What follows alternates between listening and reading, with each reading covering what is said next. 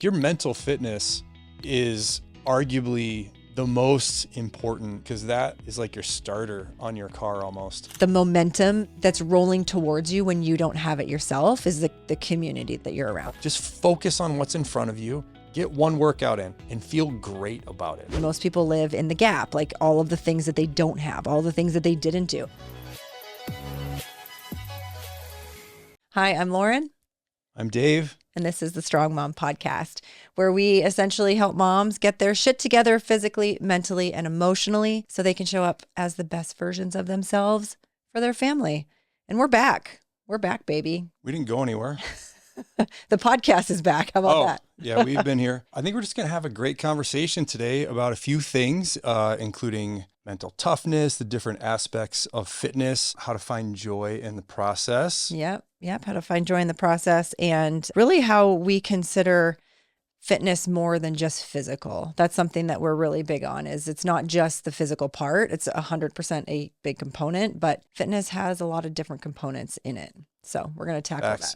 Also, this conversation could go off the rails at any point. So pay attention.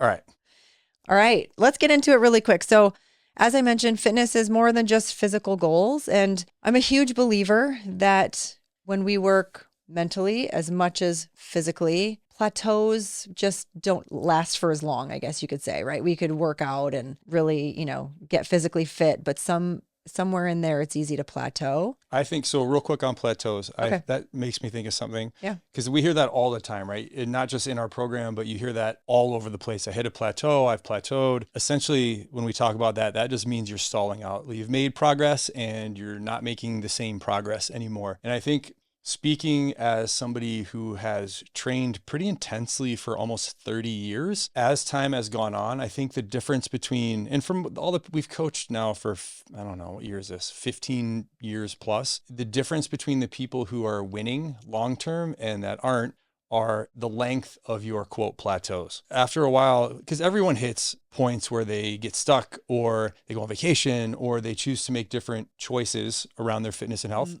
Where motivation wanes, right? I love that. Air quotes, one of my favorites. Yes, where motivation suddenly isn't there, whatever it is. I think the difference between the real winners in this kind of journey and game are the people that, the difference is that those people are able to really minimize those time periods that they quote plateau, right? They could go from on one end of the spectrum or goalpost, it's, falling off the wagon and then you're just off. And then that plateau just goes away and lasts forever. On the other side, I feel like I'm kind of at a point myself, and I'm sure you are, you might miss a week.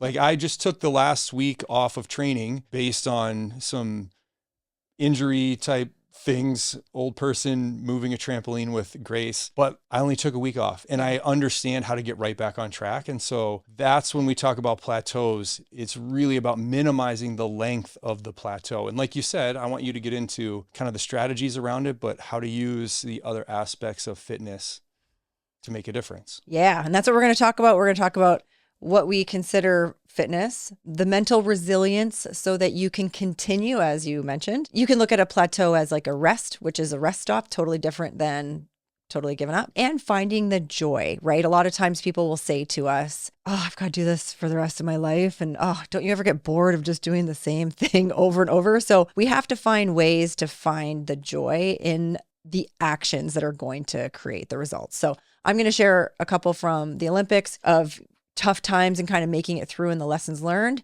And this past June, so June of 2024, Dave and I did something called 29029 Everesting. And it's an event put on by Jesse Itzler. And you have 36 hours to climb the equivalent feat of Everest. So we're going to share some lessons from that as well, because it's a long time to climb. You had a long time to think. It is a long time to not talk to each other. Yes. 30 hours to be exact. Oh, so good. All right.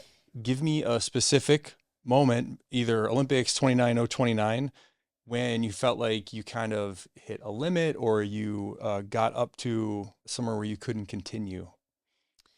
So I will share something from training for the Tokyo Olympics where I hit a mental limit. I hit an emotional limit, and I was training and I was just really struggling really bad. And I wasn't able to show up on the field like I wanted to and like I knew I was capable of. And there was 100% that moment where I thought, I don't think I can do this. And I also thought, I think everybody out here watching here doesn't think I can do this. Like the belief in myself was gone. I was worried about what everybody else thought. And that was 100% a limit where I was bumping up against that I knew I needed to somehow conquer, or else my Olympic dream was going to be over. Give me more detail about like the moment, like what, you can't just throw that out there and then not follow it up with. Yeah, totally. So there was quite a few actually consecutive outings where I was pitching and it was leading up to the Olympics, and I would go out and I'd be like, okay, I'm ready. I'm here. I'm going to help the team. And I proceeded to just get absolutely slaughtered. Like, first pitch, home run, walk, bases loaded, grand slam. I mean, you name it, just really not an ideal lead up to the Olympics, right? I'm trying to get reps in. I'm trying to get my teammates to trust me. I'm trying to get myself to trust myself. And it was really challenging. I mean, I remember sitting in the outfield crying after multiple games. Just, I couldn't quite put my finger on how I was going to get through this moment to continue on. And I know a lot of people sometimes have that thought of like, I don't know if I can do this. Think of a goal that's out there, whether it's a weight loss goal, whether it's a promotion goal. There's a point sometimes that can pop up that's like, oh my gosh, I can't believe I put myself in a position to say I wanted to reach this goal. I don't think I can. I bit off more than I could chew. That's really what was going through my head. And one of the things that was really helpful is my mental performance coach had said to me, because he knew how bad, everybody knew how bad I was struggling. So I didn't have to, explain it to him. It was on the internet. It was not pretty. One thing he said to me, he just goes, Lauren, you're not going to think your way out of this one. And that was really helpful for me to hear. I couldn't just will myself to get to a different place. I couldn't mindset my way through. This is why I love the physical and mental together when we talk about full fitness. He goes, you're going to have to do something different. So what really ultimately led me through that to the spot where I actually started to pitch a little bit better as we got closer to the Olympics. And then in the innings that I was out there during Tokyo, I was able to stay exactly where I needed to be. And I did the job that I needed to do. Was I changed the way so it's a physical doing. I changed the way I approached my warm up. I changed the way I approached pregame. So that was something I could do. We always talk about action. You need to do something differently. So I did something differently. And that's what Wade said to me, like, Lauren, you're not going to think your way out of this one. You got to go do something differently. So let me jump in. Essentially, the things that had gotten you up to that point weren't working for you anymore, and you needed to make a shift. Yes. And the way I did that was I started doing my warm up differently, meaning like, I ran longer than I normally did. I had to somehow get myself to settle down before the game started, which was really helpful. I wasn't going to think my way out of that. And then what I did is I just, like we tell everybody, I just made it about one pitch. I literally was like, I can't give up a grand slam in one pitch. I mean, one pitch can do it after a I saw you do it. No, but I'm saying like there was multiple pitches that got there. Like I just went to the next pitch. Like I can't walk the bases loaded with one pitch. In only one pitch. I can in 20 pitches, but like I really just broke it down to, Lauren, you know how to throw a curveball. Lauren, you've done this a million times. Like you can throw one good curveball. That's all I'm looking for. I think those two things are the things that you can take into your normal life. Not that normal means like anything but the Olympics, but right. Like if you get stuck, like, especially like backing out to the plateaus and this long training, like if you can accept that this thing that you're doing is a lifelong pursuit, right? Like fitness isn't, again, that's one of the big issues, and something that we work around in the program is like, this is identity shift. Mm-hmm. It's not a program. Essentially, it's not a fixed thing that you're doing for only this amount of time. It's a lifelong pursuit to be a fit person, right? Or to be a healthy person. And so number one, accept that. Then you realize that you are going to have to make shifts along the way. Like what gets you from 0 to 1, we say this all the time, doesn't get you all the time from 1 to 2. And so you need to be ready to make shifts. That could be in your nutrition. That could be in your training. Like for me, at this point, like if you train long enough, you kind of, and do it successfully, you kind of get to a place where you're comfortable in your body, right? And that's something that we all strive for, but you get there, then what, right? And so for me, the training has to shift.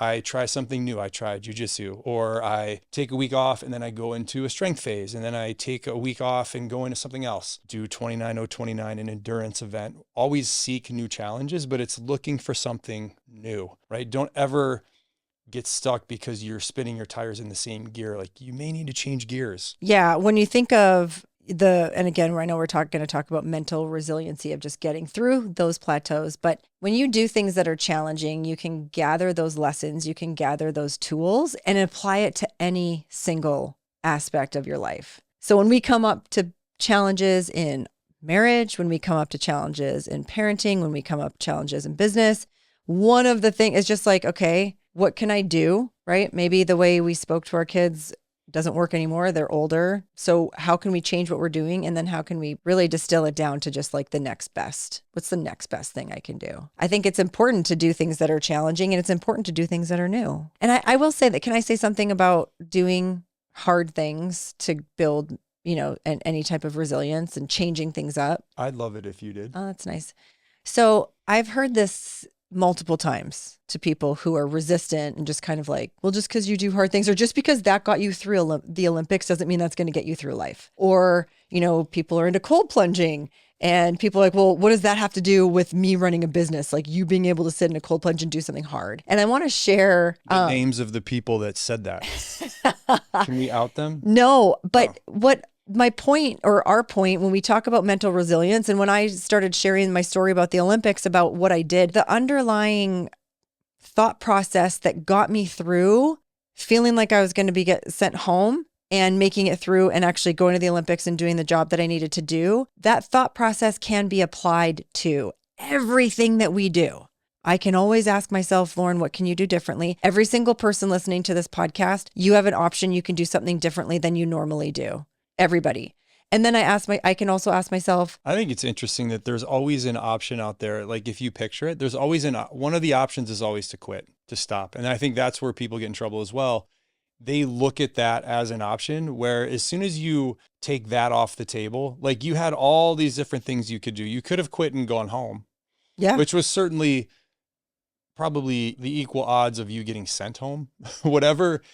That as soon as you take that off the table, there's always something else you can try. There's always another person that you can ask. There's always another route to take. And so as long as you don't stop moving forward, you're good, right? And I think that's long-term where plateaus turn into falling off the wagon, right?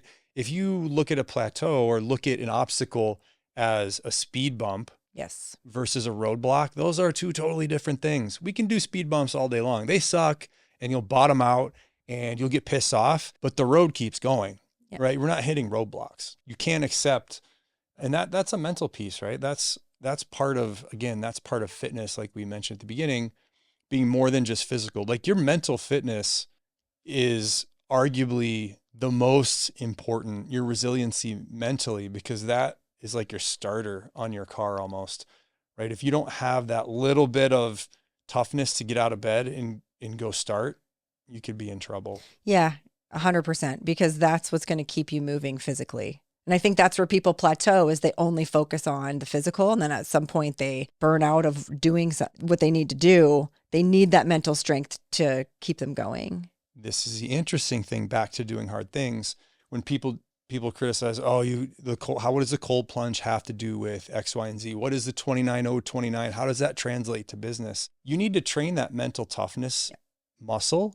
And you need to do it in essentially a low risk environment, right? We're not trying to go out, and most of us aren't trying to go out into an environment. Like, if you decided you wanted to train your mental toughness by going to your first MMA class and sparring with somebody that is a veteran, like, that's an environment where you can get hurt. Or you don't want to go into do something with your spouse where the potential is a blowout fight, and you decide you want a tense environment. You can do these things in the cold plunge. You do them in the gym. You do them in the 29029. And once you realize that you can keep moving for 30 hours straight, or you can sit in 35-degree water for 10 minutes, or whatever that thing is, you have a story now, and you have evidence that you can do something hard. Yep, the story and evidence. And again, regardless, whatever situation you're in, you can just go back to that thought process. What kept you in the cold plunge for 10 minutes, what did you say to yourself? Like you I have can a question. use that. Yeah. So give me an example. I'm curious, and this is just me being curious. Tell me about something that you think is that what requires the most mental toughness for you in your life? Like where do you have to really like dial in and say, fuck, I have to really push through this thing? That's a great question. I didn't put that on the notes You before. didn't, but I will tell you what mine is, because this is something, and I had a conversation about this, and this is where the hard things kind of comes in. I think, and I'm curious if people could relate to this. There's a couple examples, but like everyone thinks of hard being physical, right? Mhm. When we've had this long arc of business, right? It's been amazing, and then it's really hard, and then it's incredible, and then that's just how business grows. And the times when it's been trying, or we've had issues with the back end or the media buying or whatever the thing is, the times of getting up and going back at it every morning and fighting that urge. And I would imagine people feel this in different parts of their life, but those days when you wake up and your initial first thought is, I can't win. This isn't going to work. It could be your marriage. I know for a fact that people have had that thought, like, this isn't going to work. Those things, being able to refocus into optimism and tell yourself that, okay, I've got a chance. I can do this. I've done the hard things before. To me, that's like so hard, because self-doubt in all of those things, like doubt to me is like the worst. That's like the evil. You nailed it. Like that's where, when you do hard things, those stories of, I can do this. Like I've overcome this. Like that's where the stories come in. But yeah, I could see that. That's interesting, but it's true. Boy, Because we've never really talked about this before. that's the hardest thing for me in the world. I obviously like get through it. Yeah, I was going to say it's interesting to me because you do exude so much optimism all the time. You definitely don't share that. But like, when you don't, let's say like you take a month off of training, or you like coming out of 29:029. So for this event, it was essentially endurance training for what seems like forever, like 90 minutes on the what is that thing called? Stairmaster. The Stairmaster. Like I felt like a sorority girl in college with the sweatshirt wrapped around my waist, except I wore a 20-pound backpack and did 90 minutes at a crack when I didn't feel like it at all, in a hooded sweatshirt to make it harder because we had altitude for the actual event. Like those things were hard, and I just push through them. Some people think like, yeah, that's the thing, but that was easier for me than sometimes getting up and being like, oh, fuck. Yeah, this is why it's important. So everybody, I challenge everybody to ask themselves the question you just asked me. Where do you find it to be very challenging to push through? I'm saying that because like my time on the Stairmaster was glorious. I loved it. Didn't bother me at all. Oh, I know. So but the point is that worst. Everyone takes to different challenges differently. And it's easy to look at the challenges that we face when it comes to, and I'm specifically talking about life, when it comes to taking care of yourself, when it comes to, parenting, business, all of the things, but everyone has that kryptonite and it's different for everybody. So I challenge everyone listening. Can you repeat your original question? Yeah, I think it's just really, where in your life do you find it the hardest to get up and go again? Where do you feel like mental toughness or being optimistic or believing it can happen, where is that the hardest? Like what's your kryptonite essentially? Yeah. That's very interesting. Do you know what yours is? I think I interpreted it a little bit different now with when we talk about it as kryptonite versus. It's not necessarily kryptonite, but where do you feel like the most resistance, right? Like I said, I hated the Stairmaster thing, but that's like, I could do that all day long. Like even the cold plunge, like I don't love it, but I'll do it because I know it's good for me. Yeah, I'm still working. And when I'm done, I like it, right? And so like another place this is something I think people might find challenging. Like things aren't just physically hard or, right? Everyone thinks of it, this event is hard. Doing a hard thing could be apologizing to your wife or your husband. Like that's for somebody that is doing the podcast with me right now, probably really hard. I was going to say the same thing to the person who's talking, but yeah. That you should have cut in then. Things like that. Like I heard someone else talk about, I think Cal mentioned it on his podcast, like calling your parents and just having a conversation, telling them you love them could be challenging and really hard for people. So like everyone's different, right? But again, this is like you're training for strength. You're training for emotional strength and mental strength. This is what we work on in the program. This is why we built this whole thing. Yeah. Kind of the business we're talking about is to help people train these things. And they do all tie together, right? The 29029 training, which call it challenging, I'll call it awful. Boring, like all that stuff. It definitely helps you do other things that are tough, right? It's like at our Strong Mama Palooza, cold plunged. People are like, oh, I didn't think I could do that. Yes. Yeah. Yeah. There's definitely also a sense of pride when you get through something that's hard. Whether There's it's a reason you see people at the end of these endurance events, like crying and breaking down and hugging. 100%. I've never done an endurance event until we did 29. I was like, I get it. You should have seen Lauren apologize to me a couple of days ago, and she started crying and she broke down on her knees. I gave her a hug. I put a medal around her neck. Yeah, it was amazing. Yeah. I've gotten a lot better at apologizing, by the way. You have. No, honestly, you're very good normally at apologizing. I was speaking for myself. I think it's like it's something, to be honest, like I feel like you don't train it sometimes, like you being you, the royal you. Mm-hmm.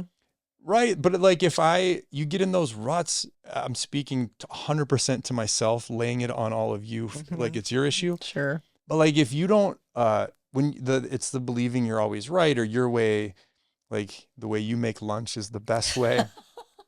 Master lunch maker. Whatever that thing is, like if you don't actively, if you're not reflective or you don't apologize or you don't back off repeatedly, or like, I want to say, you don't make a habit out of that behavior, it's like everything else. It goes away. And then I find myself like, oh, why is it so hard to kind of back down right now? Yeah. Like, I tell moms, what am I doing? I tell moms all the time, quitting's a habit, or whatever. Insert whatever you're doing. It's a habit. And if you can build the muscle of having a habit of doing whatever you need to do anyway, right? That's something we say. You're gonna have habits no matter what. Yeah, you're going to have habits no matter what. Some habits serve you, some habits don't. But quitting's a habit. Saying, hey, this got tough. I don't want to do it anymore. Okay, it just gets easier and easier every time. Or if you're doing something that you're not enjoying, but you do it anyways, that's also a habit. Just like we're talking about, it's a muscle. You know what's funny? Like everyone, they teach their kids that, but they don't practice it themselves. Totally. You know what I mean? Yeah. We got to follow through. We're not quitters. And then all of a sudden,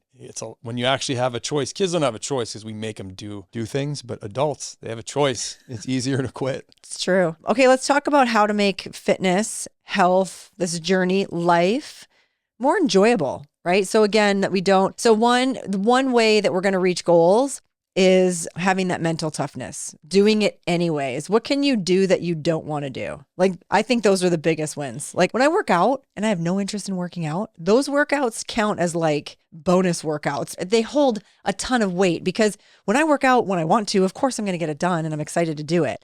I get excited when it's over, when I get that workout in and I did it anyways. So mental resilience, doing hard things, putting yourself in a position that even if you're like, well, what the hell is a cold plunge going to do for me? Just remember, it's going to build self-talk. It's going to build a story, literally is going to help shape you and how you approach other challenges.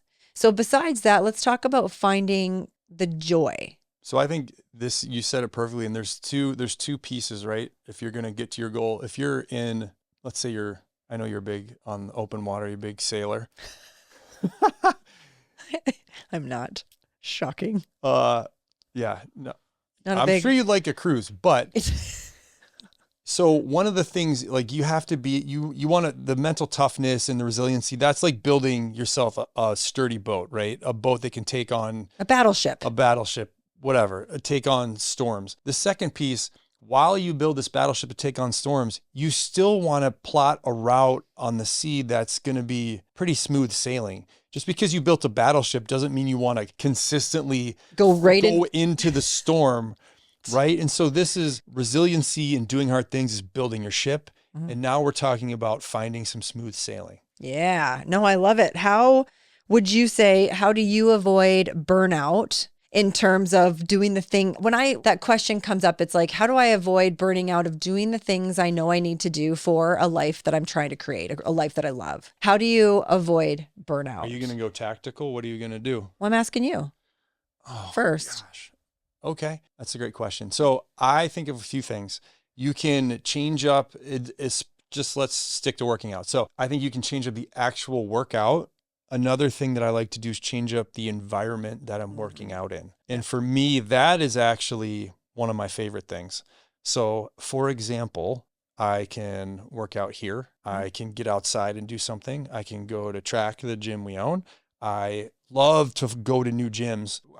This is going to sound crazy, but I have a Planet Fitness membership. Just because we talked about this on another episode, our daughter plays volleyball and our sons play soccer. So they're traveling constantly. I can sneak workouts in, drop them off at practice, go for a workout and grab them after. To me, one of my most favorite workouts I've had recently, and I've been doing, again, I do this forever, like forever.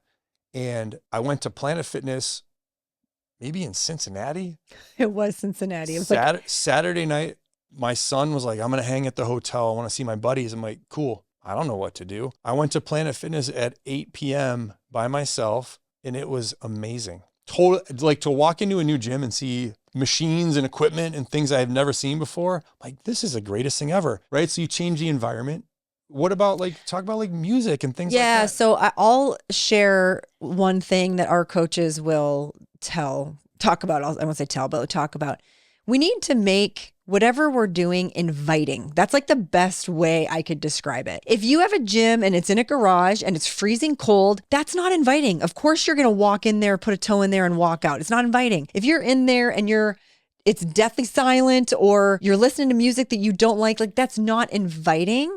So I look at it as, how can I make whatever I need to do, and we're using workouts as an example, how can I make it as inviting as possible? Side note, we have had the TV on. Just yesterday, I did a workout in our gym in our basement. We have a TV in there. And we put on one of the USA documentaries on the USA track team. That might sound weird, but to me, it was super motivating because I'm there running and doing all my weights and everything, watching them work their butt off. And I was like, oh, that gave me just a different visual. It was inviting. I was like, I want to know what's happening. So I want to stay in the gym and look at them working their ass off. I want to work my ass off.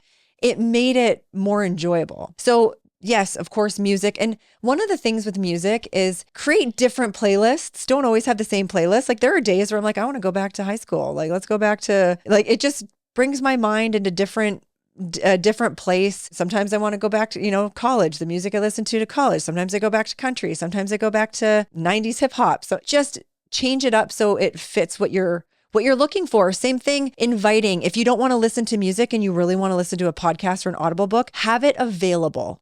Because and the other part about being inviting is you can't decide, you're like, oh, I'd like my gym to be warm. You have to go do it and turn on a heater. Oh, I'd really like to listen to something different. You have to have it ready, because as soon as you have that resistance of, oh, well, now I got to wait 15 minutes for it to warm up, or, oh, I'm looking through podcasts 10 minutes later, I can't find one that I like. If it's not queued up and ready to go, that's your 10 minutes of negotiating with yourself, and it's not going to happen. So make it as inviting as possible. Same thing with meal prep. Make it inviting. Make food that you know that you're going to want to eat. Put music on. Make your kitchen, put a FaceTime on with a friend, or one thing Dave does.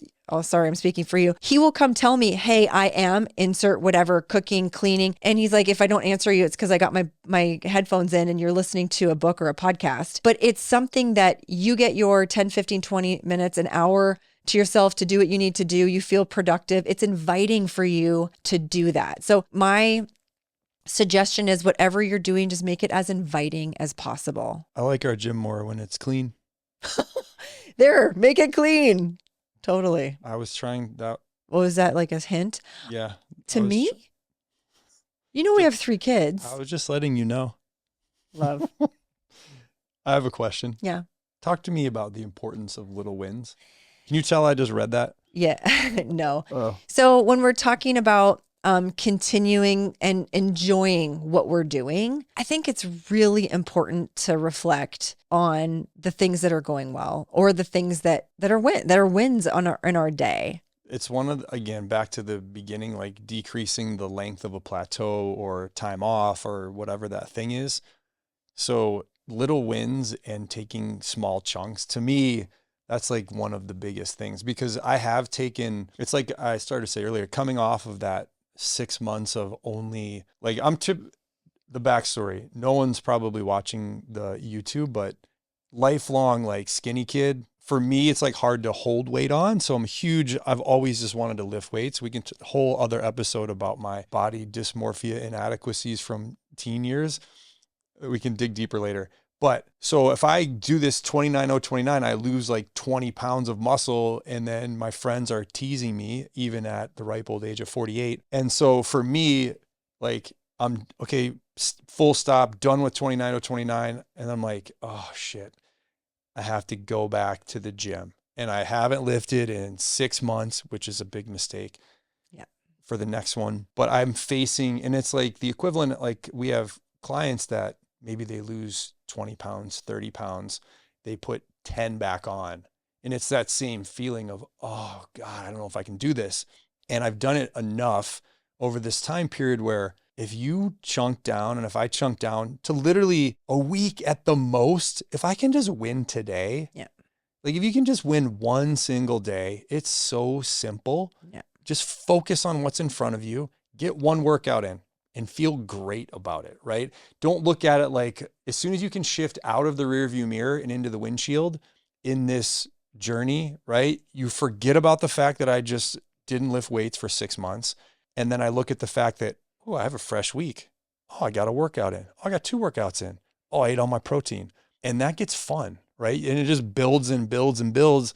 And then back to the beginning, you've done this before. You can do it again. You establish the fact that you can do hard things. You can come back from putting a couple pounds on over the holidays, because in the big picture, as soon as you can manage these speed bumps and turn the roadblocks into speed bumps, you're good. Yeah, but it's important to acknowledge the good that you did. And a lot of times people have this plan, and what they'll focus on is, well, this is what I didn't do today.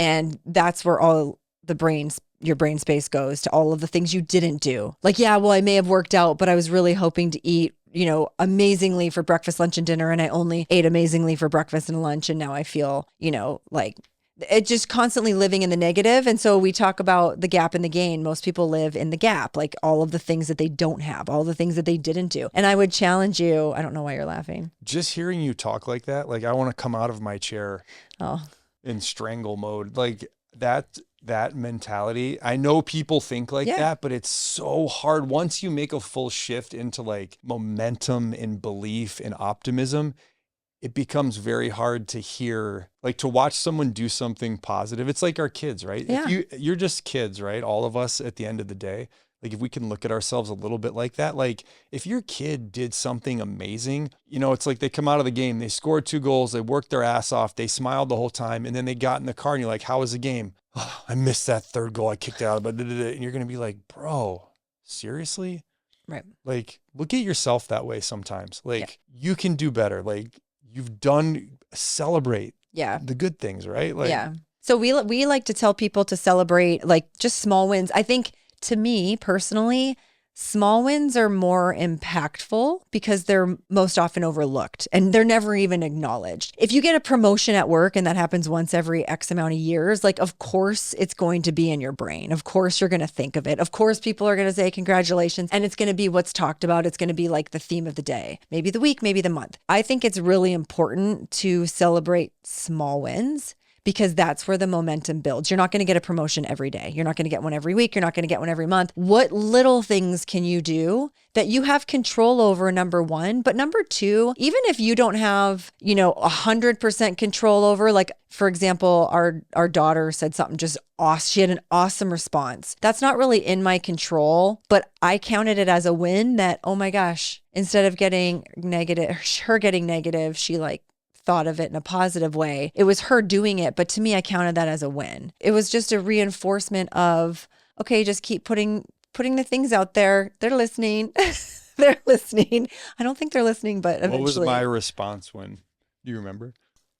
Yesterday? Yeah. I don't. I think I literally said, yep, she's my daughter.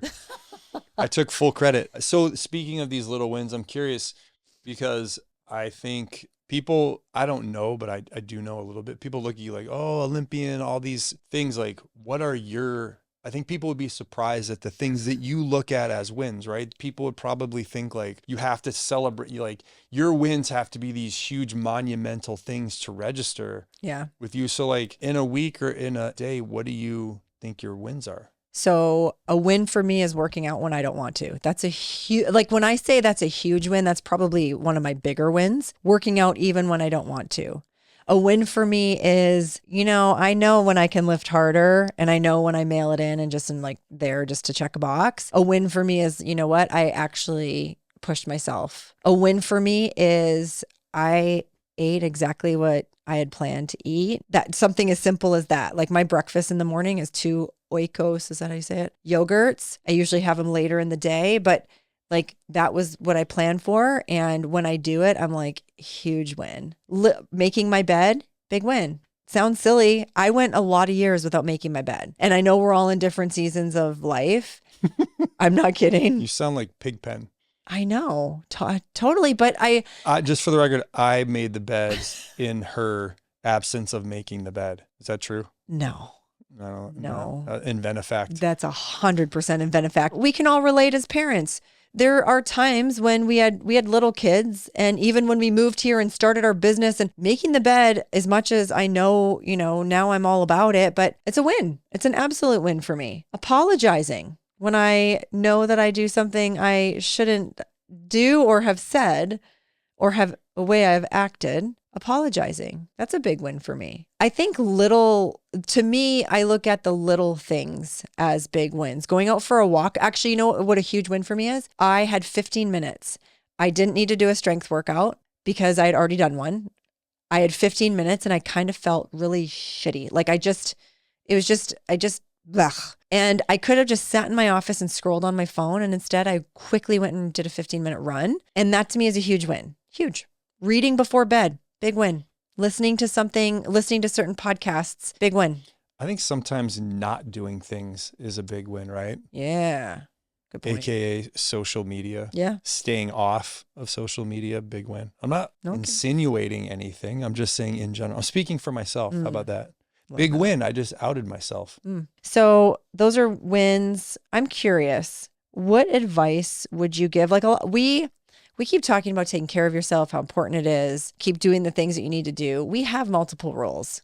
As moms, we have multiple roles, dads, parents. What advice would you give someone who feels bogged down by their routine and is struggling to find joy in their journey? Join the program.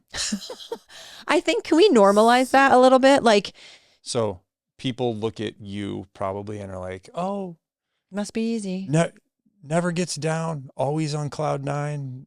Life, right? You've developed all these tools where it's just Dave does not think that. He knows that's not true. You're just pooping ice cream every day. You know what I mean? Like, I think people probably think that. I've talked to people that think that. It's no different. You have shitty days.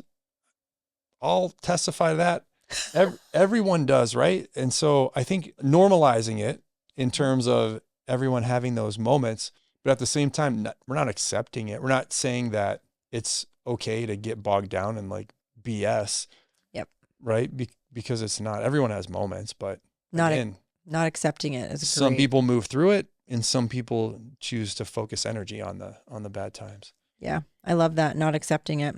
So you asked me a question. What you had some. Well, yeah. What advice would you give someone who feels bogged down by their routine and is struggling to find joy in the journey? One, not accept it. I think not accepting it is a great answer. It's like almost like there's steps to it. So like 1, okay, this is normal. I'm not crazy. Yeah. Number 2, but I'm not crazy, but I'm not going to sit in this. Yes. I think number 3 is just make simple changes. I think always simplify, right? Like for me, you're about to talk. I am. No, this brings me back to, I know that story about the Olympics probably seems so out in left field, but it brings me back to It brings me back to, that's the whole point. Do something different. We always have a choice of what we can do. If you're feeling extremely bogged down by the routine, you have the power to change it. You have the power to do something different. And then it also brings it back to the other point, like do something different and make it small. Make your next step that you is good for you small. Don't think of, okay, fine, I'm starting all over again. And this time for the rest of my life, I'm going to do XYZ. It's too much. It's too much for us to think about. So do something different. We have way more power than we give ourselves credit. We are the only animal in the animal kingdom that has the ability to imagine multiple outcomes. You're a deer in a forest, you're looking for food and you're running away from predators. There's no I wonder how I would like my life to be. We don't give ourselves that credit, but we have the ability to not only imagine different outcomes. I can make a decision right now that changes the outcome of my life. I can make a different decision. So do something different, figure it out. You might have to trial and tweak. I hate the words trial and error. Trial doesn't work, fine. Trial and tweak, trial and tweak, trial and tweak, and then chunk it down. I was going to say, I think getting better, that's when I think James Clear said it, right? You fall to the level of your systems. Yes. This is when having mastered the basics helps, because you can always identify the basics and get back to the foundational basic things. So I'm just thinking nutrition, right? You're shooting for specific calories, right? You've got your macros and your whole thing. For me, I can kind of eyeball it at this point, but when I like pizza as much as anybody on the planet. It's true. I can verify that. 100%. And there are times when I definitely eat myself sick and I don't feel good about it might turn into a week of bad. If I know, right now, here's an example. I know people can relate. Thanksgiving is coming up in a week and we have a vacation, some travel planned. I started to fall off a little bit last week and I'm like, I got vacation coming up. I'll just run it through to vacation and then kickstart it after. Then I catch myself. And I know that I can kind of back everything out to the very basics. And for me, that's just getting enough protein every day, the right sources of protein. So I'm like, all right, I'm just going to get my protein. I'm not going to worry about all the other stuff. Yeah. I'm just going to do the basic thing. And for fitness, it might be something different, right? It might be, okay, I'm just going to get my strength in. I'm not going to do the conditioning. I'm not going to get out and do this, that. Again, for me, everyone's different. When that happens in my training, I'm just going to get my complex lift in. I'm just going to deadlift. I'm going to press and I'm going to pull. And I feel great about it. I don't need to do all the auxiliary stuff or all the extras of the dessert things, right? Get the basics in. But remember, doing those little things during the times you don't want to, when you do feel bogged down or you're like, oh, this is, I have to do this again. We always think of it like a link. Think of it like a chain link. The goal is just to keep the chain link going, because you're going to roll around to the spot where you do have more energy and you're excited about your lifting again. It's how can you bridge that gap like we talked about, so the plateau shortens, right? How can we keep the links going, even if it's with the most simple steps, even with the most simple, parts of your day. The last thing I'd say too is find yourself a community. That's helpful. That's helpful. Just being, yes. We take that for granted sure. Right? I'm going to say this in every episode. And environment is the invisible hand that shapes you. I just can't tell you when you're around people doing the things, right? James Clear talks about this in his book. It's when you're around jazz lovers, you think listening to jazz every day is normal. When you're around, people who are fitness minded and taking care of themselves, that becomes your normal. When you're around people who do things even though they don't want to, but they know they should, and it's good for them and it's helping them reach their goals, then all of a sudden you find yourself doing it anyway, because that's who you're around. So don't ever underestimate the value and the importance. And almost, I think of it like the momentum that's rolling towards you when you don't have it yourself is the community that you're around. Also be aware of environments that are reinforcing behaviors that aren't healthy for you. Yeah. It's very hard to sometimes pull away from those or be aware. Yeah. Dig it. All right. So really it's building that mental resilience and understanding that fitness it's physical 100%, but you also need the mental, because you're going to come to plateaus physically and you're going to have to mentally get yourself through those. And same thing. If you only work on your mental strength, you're missing a huge component with your body and your physical strength. They play hand in hand. And when one is on, say you wake up or you move a trampoline and can't move very well for a week, you still have the ability to work on your mental strength that still allows you to grow. It's not like you're mail it in and say, okay, well, fine, I'll just, pick back up on my life and trying to feel great in a week from now. Like, you still have things that you can do. So they really do go hand in hand. It's like the two oars, right, in the rowboat. If you're only one's mental and emotional and the other oar is the physical, if you're only rowing one, you're going in a circle, right? You'll be moving, but you're going in a circle. You need to pull on both at the same time. Yeah, totally. The other one, choose the right path. Don't fly into the storm, or don't sail into the storm, right? Yep. Enjoy. So really you're just saying, set yourself up for success, set your environment, choose things that are positive and push you in the right direction, but they're also fun for you. yep, embrace that journey. We're going to be on it for a long time, and find a community that supports you. Like Strong Mom. If you want to know where to find our Strong Mom community and you are a mom, you can find us on Facebook. We have a private Facebook group. It's called Strong Mom Physical, Mental, and Emotional Mastery. check out one of our 5-day challenges. Yep. As well, follow Lauren on Instagram At Lauren Regula, and you can follow Dave on Instagram. at Dave Regula.